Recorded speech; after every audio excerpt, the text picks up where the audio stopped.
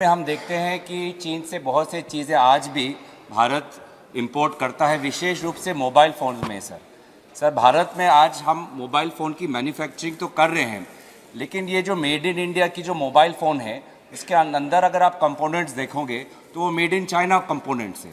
So made in India mobile phone, लेकिन component है made in China. तो जिस वक्त सर चीनी सोल्जर लद्दाख में हमारे किसानों के साथ मुठभेड़ कर रहा है, भारत सरकार क्यों चीन से ये मोबाइल कंपोनेंट्स इंपोर्ट कर रही है? क्यों भारत सरकार दूसरे देशों में नहीं देख रही कि हम दूसरे देशों से ये इंपोर्ट करें, और क्यों हम अपने इंपोर्ट डिपेंडेंसी चाइना पे अब बना रखे हैं, विशेष रूप से मोबाइल फोन में, जहां पे प्रिवेसी का मामला हो सकता है, सर्वेलेंस का मामला, सर कंप्लीट एक सेंटेंस सर, सर्वेलेंस का मामला हो सकता है, स्नूपिंग का मामला हो सकता है। पूरी दुनिया में आज विभिन्न देश चाइना की जो इंटेलिजेंस कैपेसिटी है, एस्पियोनाज की कैपेसिटी है, उस पर संदेह की नजर से देख रही है, और हम अपने he made in India mobile phone में मेड इन चाइना कंपोनेंट दे रहे हैं, तो हम क्यों दूसरे देशों पे अपने बात ये तो माननी है। चलिए मंत्री जी देंगे जवाब।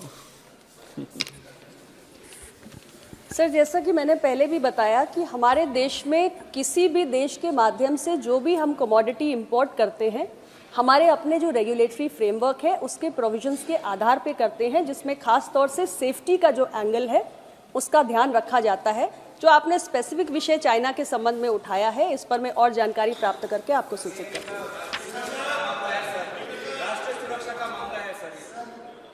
सबसे पहले तो मैं माननीय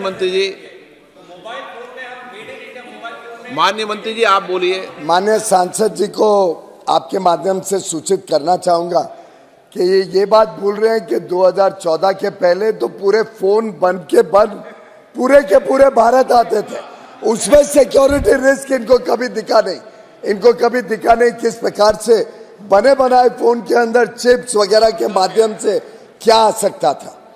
प्रधानमंत्री नरेंद्र मोदी जी ने आते ही मेक इन इंडिया को बल दिया, लोग भारत में आए, निवेश करें, और इसका एक सबसे बड़ा सक्सेस स्टोरी तो आज मोबाइल टेलीफोन मैन्युफैक्चरिंग है, जिसमें पूरी दुनिया में भारत ने डंका बजाया है। आज एप्पल जैसी कंपनी कहती है कि हम हर साल डबल करेंगे हमारा प्रोडक्शन भारत में, और विश्व में जो बनाते हैं उसका 25% भारत पे बनाएंगे। माननीय सांसद जी को यह भी सूचित करना चाहूंगा, ये एक प्रोसेस होता है, प्रक्रिया होती है। प्रक्रिया में पहले फोन बनाने के लिए कंपनियां आती हैं, अमेरिकन कंपनियां भारत में बड़े पैमाने पे आ रही हैं, कोरियन कंपनियां, जापानीज कंपनी बड़े पैमाने पे आ रही हैं। जब फोन बनना शुरू हुआ और उनको दिखा कि आज मार्केट है, बड़े पैमाने पे फोन बन रहे हैं, फोन में कंपोनेंट्स लगेंगे, तो स्वाभाविक रूप से कंपोनेंट इकोसिस्टम इसके पीछे आने लगा है, शुरू हो गया। और उनको शायद ये जानकारी गलत है कि सब चाइना से कंपोनेंट आ रहे हैं।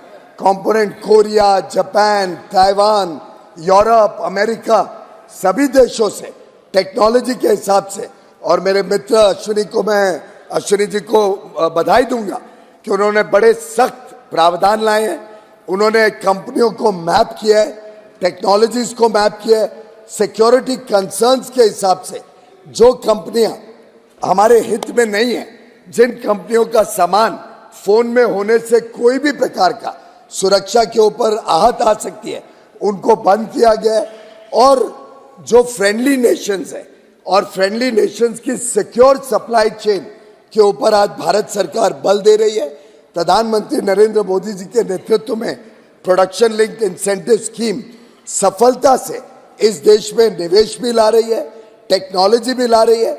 और मेरा मानना है जिस तेज गति से इस इकोसिस्टम को भारत डेवलप कर रहा है, ये आगे भारत विश्व का सप्लायर बनेगा।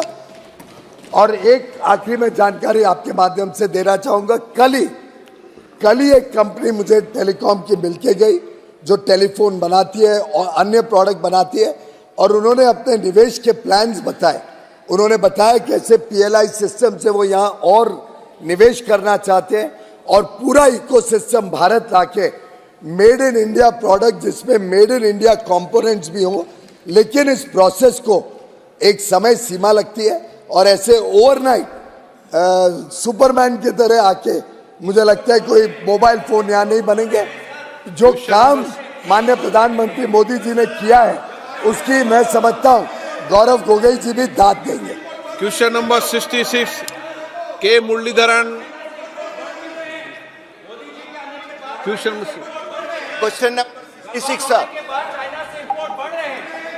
ये दिखा रहे हैं जवानों के प्रति Sir, जवान मर रहे हैं और चाइना sir, there are